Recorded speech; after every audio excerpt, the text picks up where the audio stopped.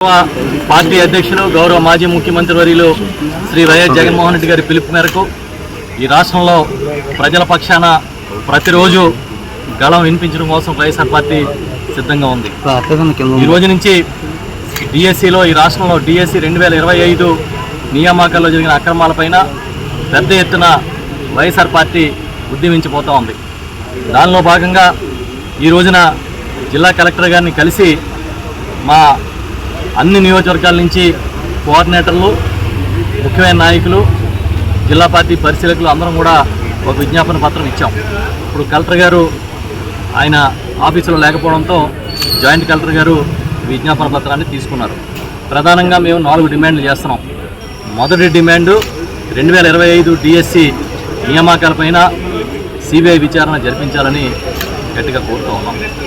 అదేవిధంగా ఈ పరీక్ష లీకేజీ, అక్రమాలు, అన్యాయాలు, నిరుద్యోగులకి దగా చేసిన పని మీద, కార్యక్రమాల మీద బాధ్యత వహిస్తూ గౌరవ విద్యాశాఖ మంత్రి నారా లోకేష్ గారు రాజీనామా చేయాలని డిమాండ్ చేస్తాం.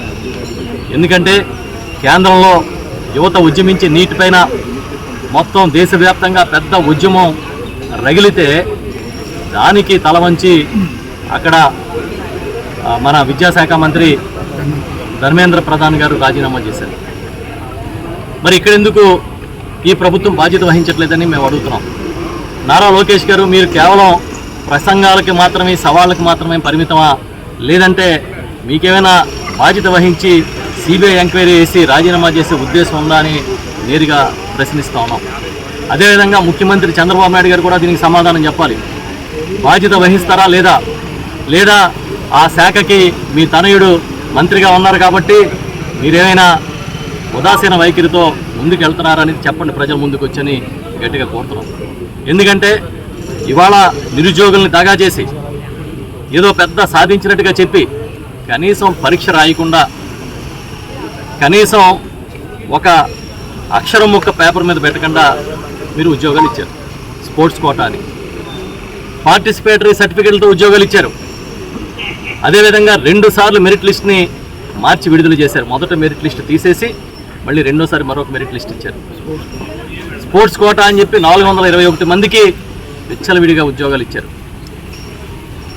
ఇవన్నీ కాకుండా నిరుద్యోగులు, అర్హత ఉన్నవాళ్ళు ఏదైతే పరీక్ష రాశారో వారు చాలామంది వివిధ రూపాల్లో అభ్యంతరాలను లేవదీశారు. ఒక్కదానికి కూడా సమాధానం చెప్పలే. మా నాయకుడు జగన్మోహన్ రెడ్డి గారు ప్రెస్ మీట్ పెట్టి ఆధారాలతో సహా నిరూపించారు. ఆధారాలతో సహా అక్రమాలు జరిగాయి.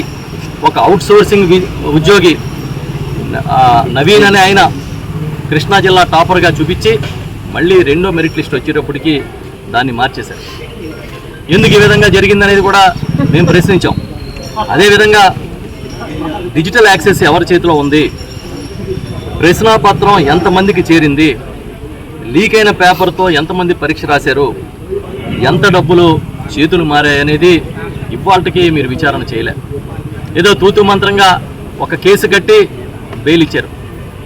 మేము ఆడియోలు విన్నాం, ఛానల్స్లో చూసాం. 15 లక్షలకి ఉద్యోగానికి బేరం ఆడుతున్న వ్యవహారం స్వయంగా ఈ రాష్ట్ర ప్రజలందరూ చూశారు.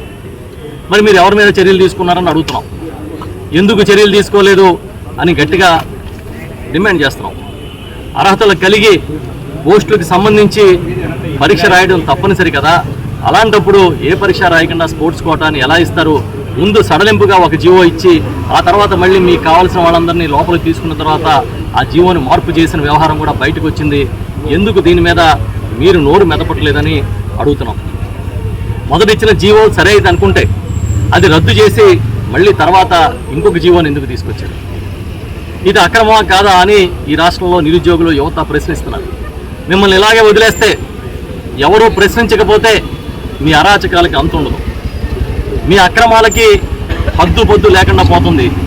కాబట్టి ఇవాళ వైఎస్ఆర్ పార్టీ ఈ ప్రజల పక్షాన, నిరుద్యోగుల పక్షాన పెద్ద ఎత్తున ఉద్యమం చేస్తూ ఉన్నాం. ఇవాళ క్రీడా సంఘాలన్నీ కూడా తెలుగుదేశం పార్టీ చేతిలో ఉన్నాయి.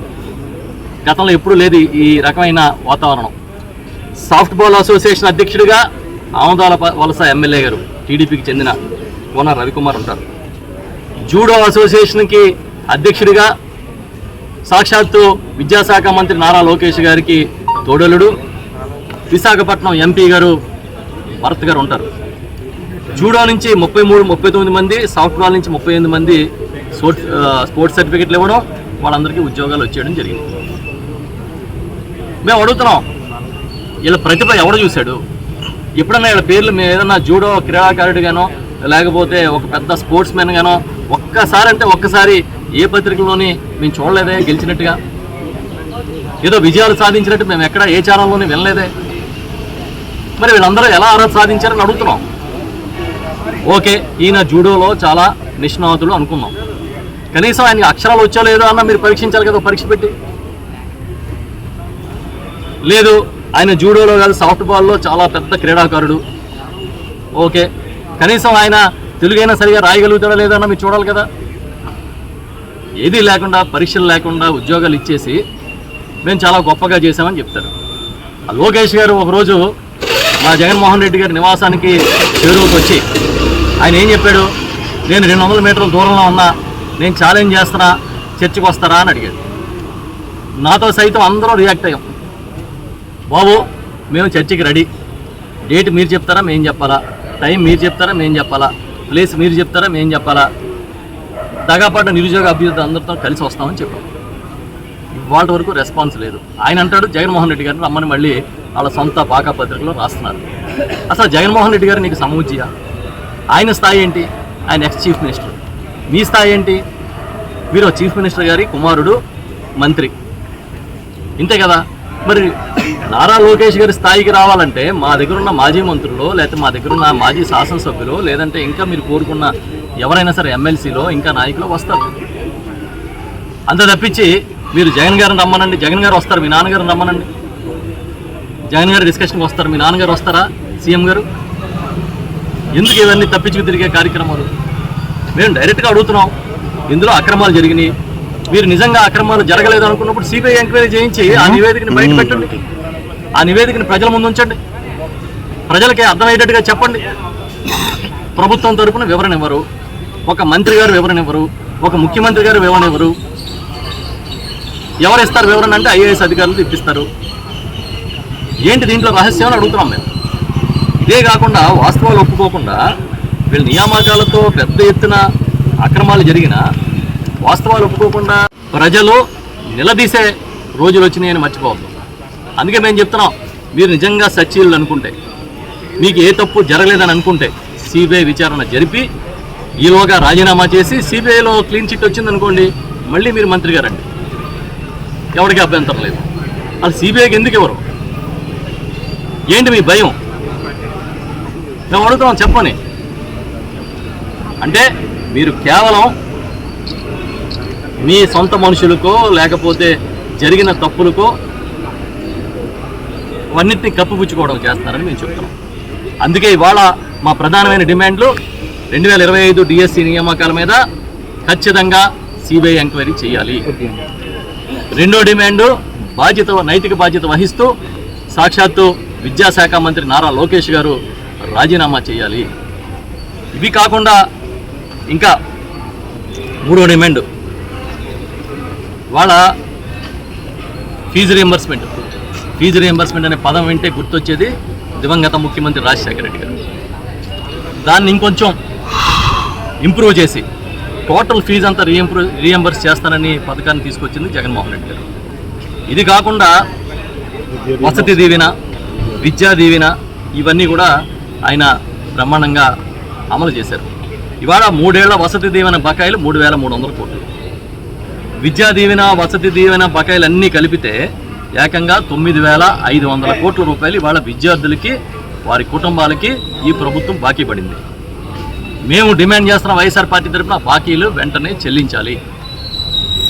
ఇప్పటికే ఇంచుమించు 3,40,000 కోట్లు పైచిలకు అప్పు చేశారు కదా, దీంట్లో ఒక 10,000 కోట్లు విద్యార్థుల బాకీలు తీర్చాల్సిన బాధ్యత మీకు లేదా? మరి ఇది అప్పు తెచ్చిన డబ్బంతా ఏమైపోతుంది? ఎక్కడ ఖర్చు పెడుతున్నారు? పోనీ దానికైనా ఒక శ్వేతపత్రం విడుదల చేయంటే దాని మీద కూడా మాట్లాడు. ఈ అప్పు తెచ్చిన డబ్బు అంతా ఏం చేస్తున్నారు? ఇటు విద్యార్థులకు పెట్టరు, అటు ఆరోగ్యానికి పెట్టరు. పోనీ డెవలప్మెంట్ ప్రాజెక్టులు అంటే అవి లేదు. దొరికినట్టు ప్రైవేట్ వాడికి 99 పైసలకు ఎకరం అంట. కనబడిన ప్రతి కొండ తవ్వేస్తున్నారు. ఇంకా సూపర్ 6 గుర్తుంది కదా మనందరికీ, మనకేం మతిమరుపు లేదు. నిరుద్యోగ భృతి ఇస్తున్నాం అంటారు, పచ్చి అబద్ధాలు ఆడుతూ రోజులు గడపడమే తప్పించి ఒక్కడైనా నిజాయితీగా మీరు కార్యక్రమం చేసిన పరిస్థితి ఉందా అని మేము అడుగుతున్నాం. అందుకే ఖచ్చితంగా నిరుద్యోగ వృత్తి మీరు ఏదైతే ఇచ్చారో హామీ, ఆ హామీ ప్రకారం మీరు సూపర్ 6, సూపర్ 7ని అమలు చేయాలి. దానిలో భాగంగా నిరుద్యోగ వృత్తిని ఇమీడియట్గా నిరుద్యోగుల్ని ఎంపిక చేసి ఇవ్వాల్సిందే అని డిమాండ్ చేస్తా ఉన్నాం. మీరు చెప్పారు ఏ నిరుద్యోగికి ఉద్యోగం రాలే, ఎవరికి వచ్చినాయి అంటే ఇలాగ స్పోర్ట్స్ కోటాలో సర్టిఫికెట్లు ఇచ్చి దొడ్డిదారుని ఇచ్చిన ఉద్యోగాలు తప్ప అసలు రైల్గా ఇచ్చిన ఉద్యోగాలు ఎక్కడ కనపడవు. అదే జగన్మోహన్ రెడ్డి గారు ముఖ్యమంత్రి అయిన తర్వాత ఒకే ఒక నోటిఫికేషన్లో డిఎస్సీల ద్వారానే, డిస్ట్రిక్ట్ సెలక్షన్ కమిటీల ద్వారానే 1,38,000 సచివాలయ ఉద్యోగుల్ని సింగిల్ స్ట్రోక్లో ఒక చిన్న ఎక్కడా కూడా ఎలాంటి అవకతవకలకు కానీ అవినీతికి కానీ ఆస్కారం లేకుండా, ఆరోపణలకు ఆస్కారం లేకుండా ఆ రోజు నియామకాలు చేశారు. ఇవాళ మీరు ఎందుకు చేయలేకపోయారు? 16,000 పోస్టులు డిఎస్సీ అని చెప్పి మీరు ఎందుకు